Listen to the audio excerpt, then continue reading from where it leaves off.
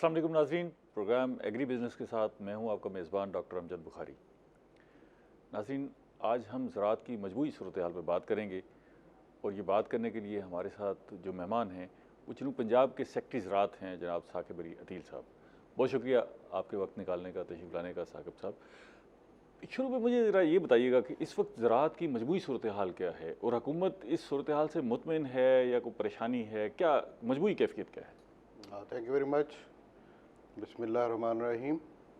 सबसे पहले तो मैं रूही का शुक्रगुज़ार हूँ कि इस अहम मौके पर और ज़राअत पर बात करने के लिए मुझे बुलाया है। जो ज़राअत की ओवरऑल सिचुएशन देखें तो कुछ बहुत अच्छी चीज़ें भी हैं, चंद चीज़ें अच्छी नहीं रही।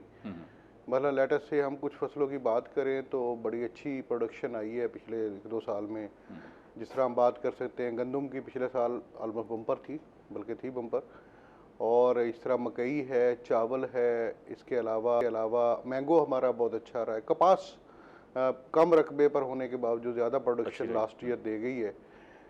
तो इस तरह अब देखें तो अभी भी गंदम की साउथ की हद तक बात करें तो अच्छी प्रोडक्शन गंदम की आई है। अभी एग्जैक्ट स्टैट्स तो नहीं आए, लेकिन हमारा जो 2 टारगेट्स थे अचीव इसके जो प्रोक्योरमेंट के, पहला टारगेट अचीव कर लिया है, दूसरा भी ऑलमोस्ट अचीव होने वाला है, जो सेकंड टाइम रिवाइज हुआ था। तो ओवरऑल देखें तो ठीक है। कुछ फसलें मैंगो है, कुछ फल है, मजबूरी तौर पर बेहतर। अच्छा, आप अगर अपना लेवल ऑफ सेटिस्फेक्शन देखें, इसमें कारकर्दगी दो जगहों पर होती है ना, एक तो आपके इदारे की और एक आपकी अपनी। आपको खुद हमने एक ब्यूरोक्रेट्स के जगह पर एक ज़रूरी साइंसदान में बदलते हुए देखा और आपने बड़ा ज़बरदस्त यहाँ इनोवेशन और बड़ा अच्छा काम किया और उसके असरात भी मरतब हुए। तो आप खुद अपनी कारकर्दगी से मुतमईन हैं या अभी कुछ ऐसी चीज़ें हैं जो आप समझते हो कि मैं ये करना चाहता हूँ, मुझे यहाँ रुकना चाहिए, मज़ीद जो है मैं इसको बेहतर करना चाहता हूँ? देखिए, स्पेस तो रहती है हमेशा। अच्छा। जितनी भी सेटिस्फेक्शन आप कर लें, अगर मैं अपनी एफर्ट को देखूं तो अल्हम्दुलिल्लाह मैं सेटिस्फाई हूँ कि मैंने कोई कमी नहीं की। ठीक है। अगर हम अपने साइंटिस्ट की एफर्ट्स को देखें, उन्होंने हर तरह का रिसर्च की, हर तरह की स्टडीज़ की, मेरी रिक्वायरमेंट्स का जवाब दिया, सवालों का उनके जवाब लेवल पर दिया। भी मुतमईन है मैं कि उनकी मुतमईन हुई। कारकर्दगी? जब फील्ड की बात करूँ तो फील्ड ने बड़े एक्टिवली रोल प्ले किया इन 2 सालों में। ठीक है। और 1.5 साल जब से हम यहाँ तकरीबन पौने 2 साल हो गए हैं, तो मैं मुतमईन हूँ ओवरऑल साउथ की डिपार्टमेंट से, अपनी कारकर्दगी से, अपने एक्सटेंशन स्टाफ से, पेस्ट हमारी जो स्काउटिंग होती है उससे मैं मुतमईन हूँ। ठीक है। तो आई एम सेटिस्फाइड। एक शोबा जो है वो तहकीक का है और ज़राअत की तरक्की के लिए ज़राई तहकीक बड़ी इंपॉर्टेंट है। हम पिछले 5-7-10 सालों से बड़ी तनकीद कर रहे हैं कि हुकूमत शायद तहकीक के लिए बजट इतना मुख्तस नहीं कर रही जितना ज़रूरत है और जो हमारे तहकीकी इदारे हैं वो भी लेथार्जिक से हो गए। तो इस हवाले से आप कुछ कहना चाहेंगे कि ज़राई तहकीक जो है वो किस सतह पर है और इसको मज़ीद बढ़ाने के लिए हमें क्या करना चाहिए? ये बात ठीक है। असल में हमारे कुछ 18th अमेंडमेंट के बाद जो हमारे प्रोविंशियल अदारे थे, क्योंकि आपको पता है 18th अमेंडमेंट में ये एग्रीकल्चर सूबों को दे दिया गया, तो वो इतने स्ट्रॉन्ग नहीं थे उस वक्त। ठीक है। मतलब जो फेडरल के अदारे थे वो स्ट्रॉन्ग थे, लेकिन उनके पास फंडिंग कम हो गई 18th के अमेंडमेंट के बाद। तो एक किस्म का जिसे पैरालाइज कह लें सूरत हाल रही है।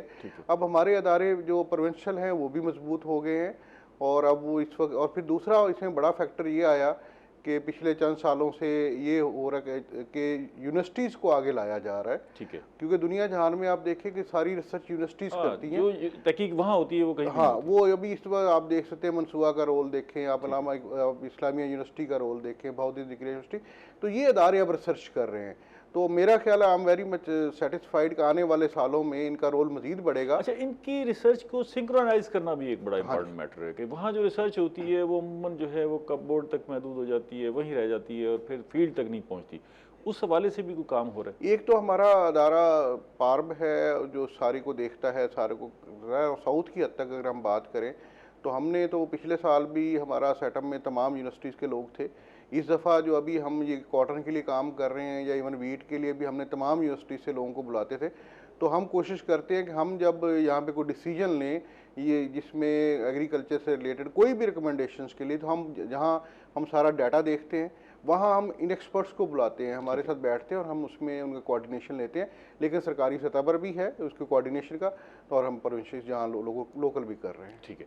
अच्छा साकिब साहब, ये तो जनरल सी गुफ्तगू हो गई हमने एग्रीकल्चर पे की, अब ज़रा थोड़ा सा स्पेसिफिक हम फसलों को देखते हैं कि वहाँ क्या सूरत हाल रही। गंदम के हवाले से हमें बड़ी तवक्को थी कि बम्पर क्रॉप होगी, और फिर एक बुरान आया डीएपी का, फिर उसके बाद यूरिया का बुरान आया, फिर पानी की सूरत हाल भी ऐसी रही, लेकिन उसके बावजूद गंदम जब सामने आई तो बड़ी अच्छी फसल थी। लेकिन फिर मौसमी हालात का भी हमला हो गया और अजीब सी सूरत हाल हुई, क्लाइमेटिक चेंजेस इतनी हुई और गर्मी की बड़ी शिद्दत आ गई, और उससे ये इतलात आई कि दाना जो है वो छोटा रह गया और वज़न शायद उतना नहीं है। तो जो फ़ी एकड़ पैदावार है वो पिछले बरस की निस्बत इस साल ठीक रही, या हमारी इतलात है कि 3 मन जो है वो कम काश्तकार ये शिकायत कर रहे हैं? आपकी अपनी इतलात क्या है? देखिए, क्लाइमेट चेंजेस की बिल्कुल सूरत हाल ऐसी है कि हर साल इंटायरली डिफरेंट एनवायरनमेंट होता है, हमारे पास होता है क्लाइमेट, और सडन चेंजेस आ जाती हैं, अचानक बारिश आ जाती है, अचानक जैसे हीट वेव आ गई, अनएक्सपेक्टेड थी इस दफ़ा, मतलब पिछले कई सालों में नहीं हुई। तो ये क्लाइमेट चेंजेस का इम्पैक्ट तो पाकिस्तान वस्ट उन कंट्रीज़ में जहाँ वस्ट इम्पैक्ट इसका आया है, चंद कंट्रीज़ में शुमार होता है टॉप 10 में, और हम उसका शिकार हुए, हालांकि हमारा इसमें रोल नहीं है। और उसका नेचुरल पहला इम्पैक्ट जो आता है जब भी क्लाइमेट चेंजेस आएगी, आपकी फूड सिक्योरिटी पर आएगा, आपकी क्रॉप्स पर आएगा, आपके एग्रीकल्चर पर आएगा।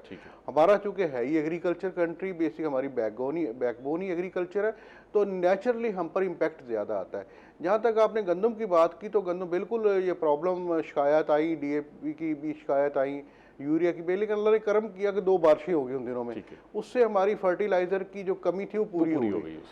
हम बड़े बिल्कुल, हम अभी भी खैर इतना डिसहार्ट नहीं हुए, लेकिन उसमें जो हीट वेव चली है मार्च की आखिर में और ख़ास तौर पे अप्रैल के ये 12-14 के बाद जो शदीद चली है, उसका इम्पैक्ट कुछ इस तरह आया है कि जिन लोगों ने पिछले साल मतलब हमारी बात पर शोर अमल करके 20 नवंबर तक काश्त कर ली थी, कि लास्ट ईयर हमारी यही कंपेन थी कि 20 नवंबर से पहले काश्त कर लें, वो दाना मिच्योर हो गया था। अच्छा। और कोई 5-10% लोग ऐसे थे जिन्होंने वो, जिसे हम कहते रहे कि आप जल्दी इसको टर्मिनेट कर लें कॉटन को, फिर भी वो लोग लालच में पड़े कि नहीं जी हमने 4 पैसे की, ज़ाहिर अच्छा रेट लग रहा था तो ज़्यादा टाइम लिया। तो वो जो 5-4% जो बाद वाला आया है, जिन्होंने 20 नवंबर के बाद काश्त की थी, वो दाना श्रिंक हुआ है, उसमें बिल्कुल फ़र्क पड़ा है, उसमें 2-3 मतलब बिल्कुल फ़र्क पड़ा है पर एकड़। और बाकी ओवरऑल जो हमारा 95% या 90% प्लस आप कह सकते हैं कि वो रकबा ठीक रहा, गंदम ठीक रही, उस पर हीट वेव का इम्पैक्ट नहीं है। इससे इस सारे जो प्रोसेस है और ख़ास तौर पे ये क्लाइमेटिक चेंज है, इससे हमने बड़ा सीखा भी होगा ना, सीखा कि अब जो हम नुकसान कर बैठे, जहाँ गंदम में दाना छोटा रह गया, जिन्होंने लेट काश्त की, अब इससे कोई फिर रिकमेंडेशंस भी महकमा बना रहा है कि जी अब आइंदा फसल में हमने ये एहतियातें करनी है, और इसकी काश्त के लिए भी जो है वो स्पेसिफिक जो टाइम है उसको फॉलो करना है, ताकि ये जो असरात है मौसमी उससे बचा जाए। आप देखिए 2019 में और 20 में जो सबसे बड़ा हुआ था मसला, रस्ट आया था, येलो रस्ट और ब्राउन रस्ट, उन्होंने आके हमारा उसमें भी दाना श्रिंक हो गया था। तो उस वक्त से सोचा गया कि व्हाट शुड बी डन। तो फिर हमने, जब मैं सितंबर में आया थे उस वक्त, ज़ाहिर है ये उस वक्त से बातें चल रही थी, तो हमें ये बात सामने आई कि जब अगर फरवरी के, क्योंकि रस्ट का एक मखसूस अमूमी तौर पे एक टाइम होता है कि वह हवा, वो नमी कितनी होगी और कितनी हवा कितनी तेज़ चलेगी, उसको कैलकुलेट किया तो हमें ये समझ आया कि अमूमन फरवरी के दूसरे हफ्ते में रस्ट का अटैक होता है शदीद।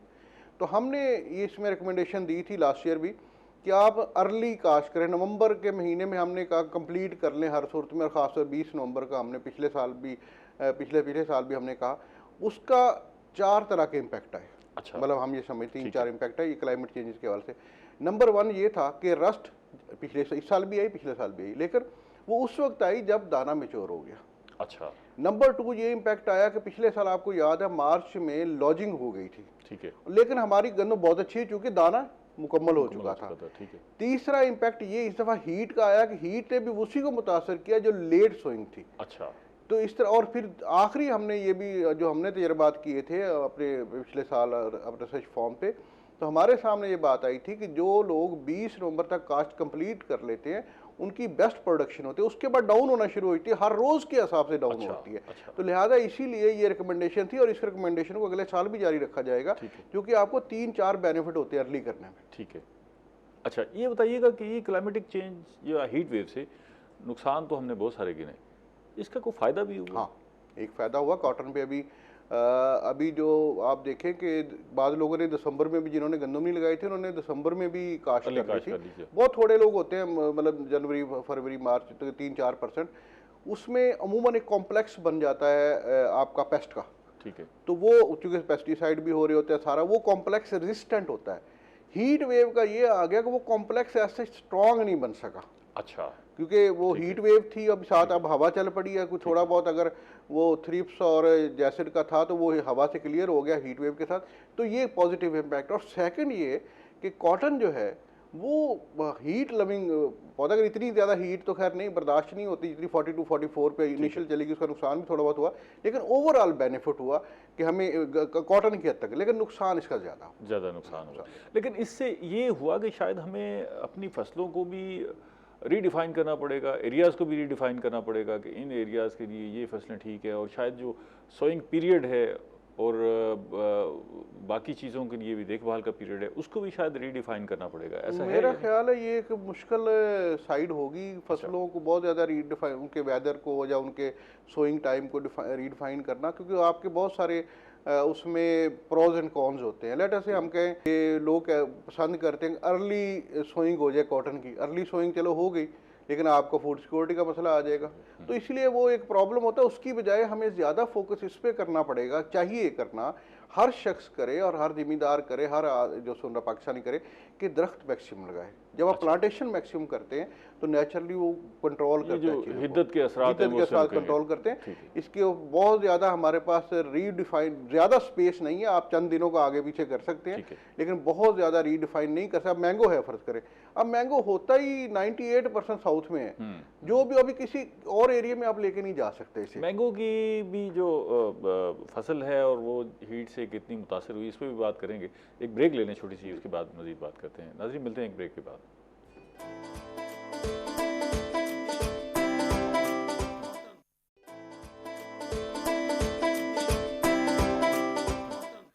वेलकम बैक नाज़रीन। हम कपास की मजबूरी सूरत हाल पर बात कर रहे हैं और हमारे साथ सेक्रेटरी ज़राअत जनूबी पंजाब जनाब साकिब अली अतील साहब मौजूद हैं, और इनसे हम पूछ रहे हैं कि ये जो हीट वेव है, क्लाइमेटिक चेंजेस हैं, इनके क्या असरात मुरतब हुए हैं। अच्छा, ये महकमा ज़राअत के पास कोई इस सारी सूरत हाल को स्टडी करने के लिए भी कोई आपने विंग बनाया है? होना तो चाहिए कि अगर ये मौसमी तग़य्युरात आ रहे हैं और हम फसलों पर जो असरात हैं उनको जायज़ा लें और आइंदा के लिए हम अपने लिए कोई रास्ते तलाश करें, ऐसा कुछ है या अभी इस पर कोई काम नहीं हो रहा? नहीं, इसका स्टडी तो हमारे सारे अदारे कर रहे होते हैं। लेटर से हमारे अगर वीट की बात करें तो पूरा बहावलपुर में हमारा पूरा रारी स्पेसिस्ट बैठा हुआ है, वहाँ पे हमने ये भी एक छोटा स्टेशन, वेदर स्टेशन भी है जो काउंट करता है क्या सूरत हाल जा रही है। स्टडी तो मुसलसल जा रही है, हमारे साइंटिस्ट जो है वो मुसलसल इसे देखते रहते हैं। ऐसा नहीं है कि वो आ रहा है तो उसको नहीं, वो अभी इस वक्त हमने अब स्टडीज़ जो हमारे पास शेयर हो रही हैं इस साल की, वो सारी बिल्कुल मौजूद है। लेकिन एक जिसे कहते हैं कॉम्प्रीहेंसिव एक उसके सिर्फ इस हीट वेव उसके प्रॉपर करके कोई ऐसी स्पेसिफिक स्टडी तो नहीं, लेकिन ओवरऑल हर फसल का, क्योंकि हमारे हर फसल के हमारे पास दायरा है। लेटर से कॉटन है, कॉटन का अलग से इंस्टीट्यूट है, मैंगो है, मैंगो का अलग है, तो वो इम्पैक्ट को स्टडी कर रहे हैं। मेरा ख्याल है शायद फोरकास्ट की भी अहमियत बढ़ जाएगी फ्यूचर में, काश्तकारों को उसकी अवेयरनेस भी देनी पड़ेगी। अच्छा सर, IPM पे बात करते हैं। अब फिर कॉटन सोइंग हो गई है, कॉटन सुना है अच्छी भी है, और लेकिन इस वक्त जो है वो इतलात आ रही हैं कुछ जेसिड और सफ़ेद मक्खी का हमला हुआ है, तो वैसे इस वक्त कॉटन की सूरत हाल है क्या? फिर IPM की बात करते हैं। देखिए, कॉटन की सूरत हाल ये है कि हमारा पिछले साल पूरे पंजाब में तकरीबन 31 लाख से कुछ ज़्यादा रकबे पर काश्त हुई थी। ठीक है। इस दफ़ा हमारा टारगेट जो फिक्स है 40 लाख एकड़ पे है। अच्छा, तो इन्हांस कर रहे हैं? हाँ जी, हमने इन्हांस किया है। इसमें तकरीबन 26% इजाफा हमने लास्ट टाइम एक्सपेक्ट किया है, और उसको हम ये समझ लें कि हम 36 लाख एकड़ पे हम काश्त पंजाब में हो चुकी है, जिसे मिड 94 पे हो चुकी है, तो 94.5% 96% का एरिया हमारा साउथ का है। अच्छा, अब इसमें मसला थोड़ा सा हुआ है कि दो फैक्टर सामने आए, इशू बने हैं। एक तो हीट वेव का बना, ठीक है, उससे पहले पानी का बना, शॉर्टेज ऑफ वाटर हुई, उससे हमें ये नुकसान हुआ कि हमारे बहुत सा स्विंग लेट हो गई। हम एक्सपेक्ट कर रहे थे कि जैसे अगर पानी नॉर्मल पिछले साल जैसा रहता, सूरत हाल रहती, तो हम इसे शायद टारगेट अब तक अचीव कर चुके होते। ठीक है।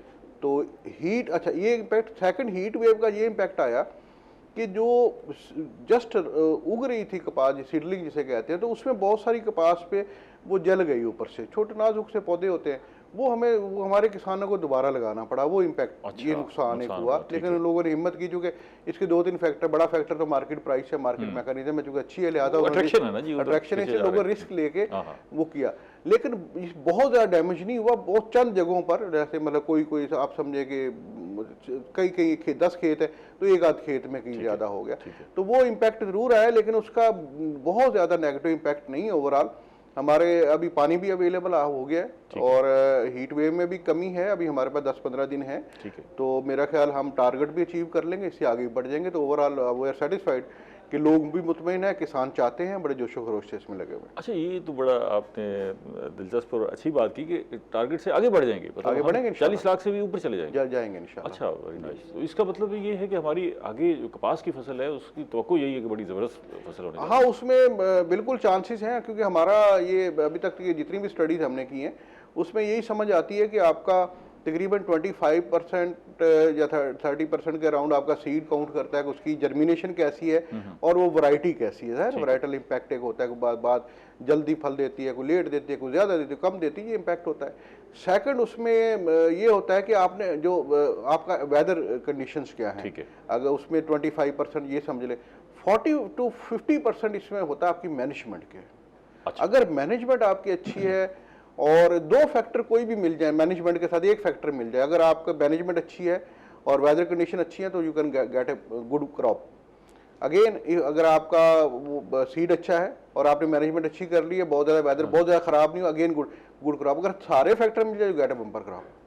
तो ये चांस। अच्छा, एक फैक्टर जो हमने सुना है काश्तकारों से, वो कहते हैं जी जितना जल्दी आप बोले उतना अच्छा है, बाकी सारे फैक्टर जो है वो इसे नीचे रह जाते हैं अगर आप अर्ली सेलिंग कर लें। उसमें मैं समझता हूँ कि बात वही आ जाती है, काश्तकार का अपनी थिंकिंग है। गवर्नमेंट जब डिसाइड करती है तो हमारा वही होता है कि हमें फूड सिक्योरिटी देखनी होती है, कि हम ऐसा ना करें कि सारा कॉटन पे अगर करें तो बिल्कुल हमारे पास गंदम होगी नहीं। तो इसलिए वो, और दूसरी बात ये हमने देखी है कि जो 1-2% जो होती है ये काउंटर प्रोडक्टिव हो जाती है बाकी लोगों के लिए, क्योंकि होता ये है कि जब तक वो बाकी क्रॉप ने वो फूल पे जाती है तो उस वक्त तक ये अभी उससे फूल खिल जाती है, कपास उससे निकल आनी शुरू हो जाती है।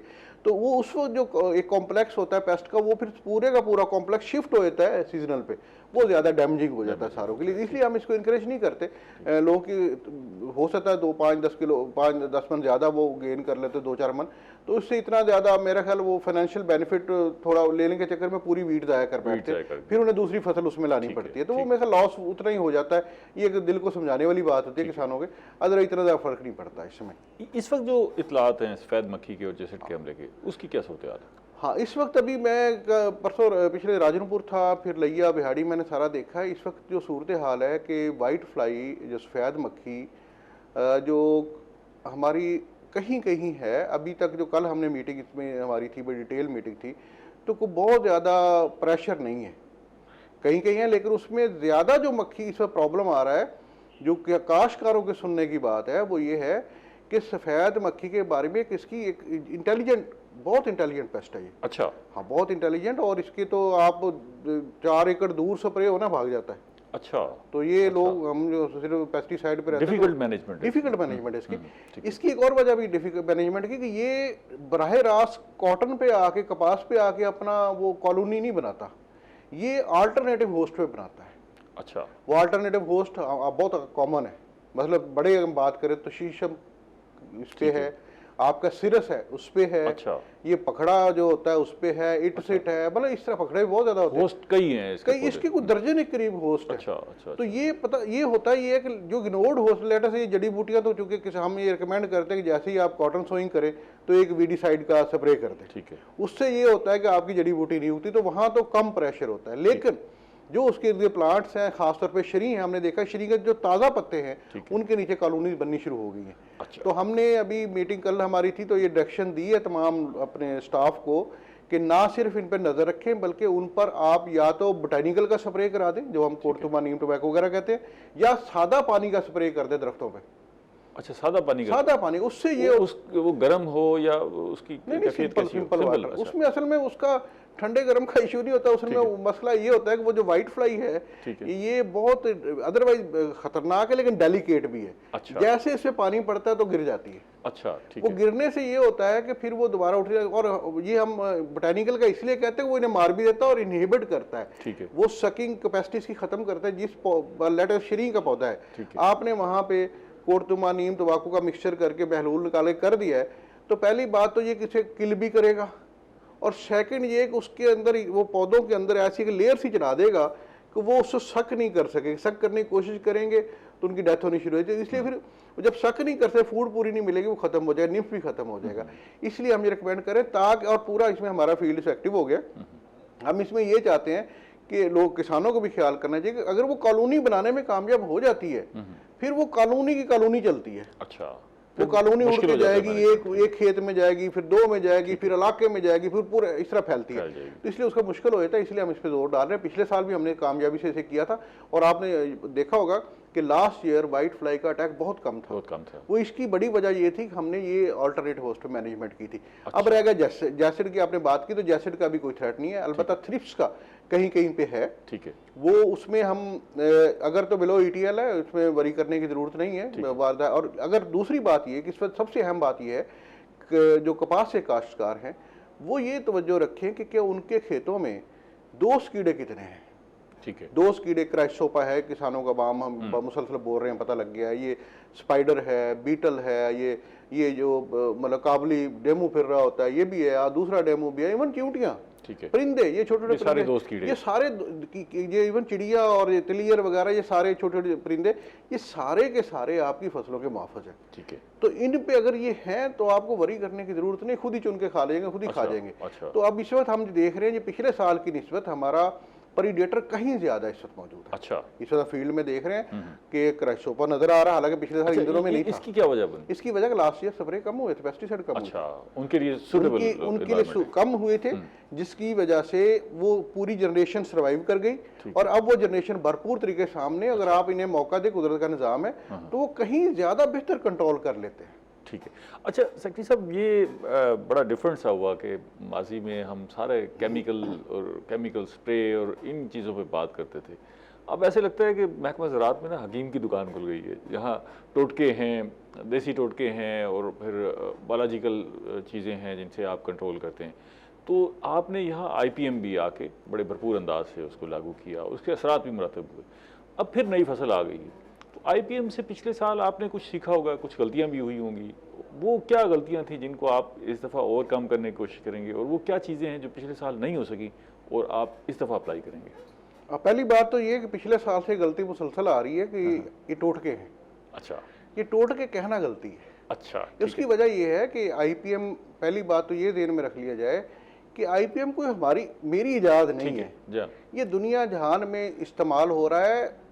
चाइना में 3 IPM आ चुके हैं, अमेरिका में 1970 में पहला IPM आया था। बेसिकली इसके पीछे का लॉजिक है। ठीक है। लॉजिक वही है कि अल्लाह ताला ने कुदरत का निज़ाम बनाया, जाहिर है उस निज़ाम में सिस्टम जिसे हम कहते हैं वो एक वर्क कर रहा होता है कि उसमें अब देखें ना, जंगल में तो पेस्टिसाइड कोई नहीं करता, वहाँ भी फल भी हो रहे हैं, हर चीज़ हो रही होती है, हर तरह की अच्छी फसल हो रही होती है, ठंड भी होती है, हर चीज़ मौजूद होती है। तो बेसिकली ये इसके बैक पे ये है कि ये जो दोस्त कीड़ों का और ये दुश्मन कीड़ों, हार्मफुल इंसेक्ट्स का एक कॉम्प्लेक्स है, इसे मेंटेन एक हद तक रहना चाहिए कि एक हद से नीचे ना इस साइकिल को तोड़ा ना जाए, ना प्रीडेटर मतलब बहुत ज्यादा नीचे जाए, ना हार्मफुल ऊपर जाए। तो वो बैलेंस रखने के लिए कोशिश हो। इसमें बुनियादी ये है टेक्निक कि हम हर वो काम करें जो दोस्त कीड़ों को बढ़ाए, किसान दोस्त कीड़ों को, और दुश्मन कीड़ों को कम करे। इस पे मजीद बात करते हैं, ब्रेक ले लें छोटी सी जी। नाज़रीन, मिलते हैं एक ब्रेक के बाद।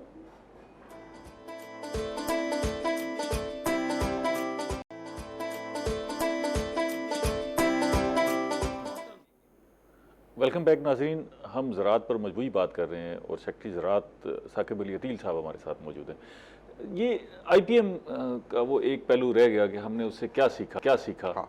और मैं पहले इसमें क्या सीखना है, पहले मैं इसमें थोड़ा सा और एक्सप्लेन कर दूं।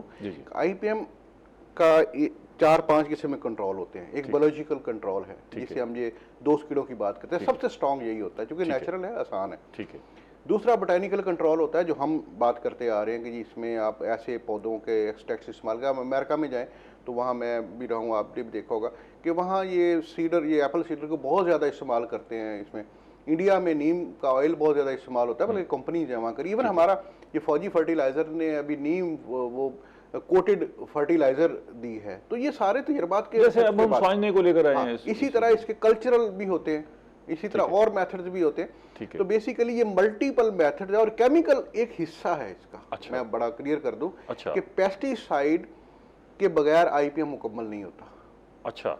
उसका क्योंकि कहीं ना कहीं आपको ऐसे सिचुएशन आ सकती है जब आपके सारे तरीके फेल हो जाए, तो फिर आपने उधर ही जाना है। ठीक। अच्छा, अब इसमें हमने लर्न क्या किया? ठीक है। हमने इसमें यह लर्न किया कि हमारा सबसे सक्सेसफुल जो था, क्योंकि हमने इसका स्टडी भी कराया, फिर डाटा हमने इकट्ठा किया, पूरी यूनिवर्सिटी को इन्वॉल्व किया कि हमें थर्ड पार्टी वैलिडेशन करके दे। ये मनसूबा ने किया। हमारे सामने ये सूरत हाल आई कि सबसे ज़्यादा इफेक्टिवली इस पर इस्तेमाल ज़्यादा किया गया डेरा गाजी खान डिवीजन में। जो इससे पिछले सालों में आप देखिए तो कॉटन प्रोडक्शन में लोएस्ट थी डिवीजन। अच्छा। पूरी। अच्छा। अच्छा। सेकंड नंबर पे अगर हम उसकी ग्रेडिंग करें तो सेकंड नंबर मुल्तान इस्तेमाल हुआ। ठीक है। यहाँ भी चूंकि एक फसल खत्म होती जा रही थी, कॉटन बिहाड़ी में खत्म हो गई थी, आपके और इलाकों में खत्म हो गई, खाने वाले में खत्म हो गई थी, मुल्तान में लोग कह रहे थे इसे आउट कर देना चाहिए। यहाँ पर भी बड़ी मेहनत से इस्तेमाल है, चूंकि ऑप्शन लोगों को कम नजर आता है। बहावलपुर डिवीजन में चूंकि अच्छी क्रॉप हो रही थी पिछले सालों में, वहाँ इतना अच्छा फोकस भी नहीं हुआ। और हमसे हमारे लेवल पे एडमिनिस्ट्रेटिवली अगर मैं कैलकुलेट करूँ हमारी मिसिंग क्या थी, तो हमारे जो ऑफिसर्स बहावलपुर में हमने मॉनिटरिंग पर लगाए थे, ठीक है। वो बहुत इफेक्टिवली काम नहीं उन्होंने किया, ना गए ना उन्होंने अच्छी तरह काम किया। वो जाहिर है बाद में हमारे साथ रिजल्ट्स भी आ गए। ठीक है। रिजल्ट्स जब आए तो हमारे लिए हैरानकुन बात यह थी कि डेरा गाजी खां में सबसे अच्छी प्रोडक्शन आई पर एकड़। ठीक है। सेकंड नंबर पे मुल्तान आया, थर्ड पे बहावलपुर आया, हालांकि वहाँ अच्छी होती आ रही थी। वहाँ ये आईपीएम के रिजल्ट्स थे। हाँ, पिछले देखे ना, पिछले से पिछले साल हमारी 16 मन पर एकड़ थी। ठीक है। पिछले साल पूरे पंजाब की 19.20 मन से ऊपर नहीं हम जा सके, कम ही रही। तो लेकिन जब आईपीएम हम देखते हैं तो आईपीएम में हमने देखा कि जिन लोगों ने ये बोटेनिकल्स के कोटतुमा, नीम, टोबैको वगैरह का मिक्सचर करके जिन्होंने 10 से 12 स्प्रे कर लिए, उनकी प्रोडक्शन 40-45 मन आई। अच्छा। जिन्होंने 3-4 किए सिर्फ, उनकी प्रोडक्शन 25 से 30 मन आई। ठीक है। जिन्होंने बिल्कुल नहीं किए वो 20 मन आई, 20 से भी कम आई। ठीक है। तो हमारे यहाँ भी ऐसे हुआ ना, कुछ आईपीएम पे पूरी तरह अमल दरामद नहीं हो सका। तो हमारे सामने ये बात आई कि जितना ज्यादा आप बोटेनिकल करेंगे, जितने से हर हफ्ते कम से कम हफ्ते 10 दिन बाद एक कर देना चाहिए। ठीक है। जितने कम केमिकल करेंगे, केमिकल की जरूरत पड़े, हमने खुद रिकमेंड किया। ठीक है। कि हमने अभी थ्रिप्स हम पिछले साल बड़ा हमें कब कंट्रोल नहीं होता, हमने वहाँ पे पेस्टिसाइड रिकमेंड की, जैसेड हुआ हमने रिकमेंड की, और पिंक पर भी एंड पे हमने रिकमेंड की। तो हमने देखा कि जिन लोगों ने इनको फॉलो किया 2-3 स्प्रे के साथ, अभी रोहिला वाली में जो हमारा आईपीएम प्लाट था, वहाँ 57 मन पर एकड़ लोग आईपीएम की 2 पेस्टिसाइड के साथ। अच्छा। सिर्फ 2, एक जैसेड का उसने पेस्टिसाइड का, थ्रिप्स का किया, बाकी जरूरत ही पेश नहीं, सिर्फ यही करता चला गया। अच्छा। और वो बड़ा क्लासिक। इसके अलावा एक और जगह भी डेरा गाजी खान डिवीजन में वो आई 157 मन पे निकली। हमारे पास 120 प्लाटों में से कम से कम 35 ऐसे थे जो 40 मन से ज्यादा पर एकड़ उन्होंने उठाई आईपीएम से, और बाकी जहाँ पे बहुत 2 या 3 थे जहाँ पे 25-24 आई, जहाँ पे बहुत कम इस्तेमाल हुआ। तो हमारे सामने ये लर्निंग आई कि अगर मॉनिटरिंग हमारी सही है, हमारा फील्ड ऑफिसर सही काम कर रहा है, लोग आईपीएम पे सही गाइड कर रहा है और मौका विजिट भी कर रहा है, तो वहाँ हमारी प्रोडक्शन बहुत अच्छी रही। इम्पैक्ट उसका सराउंडिंग में बहुत अच्छा आया।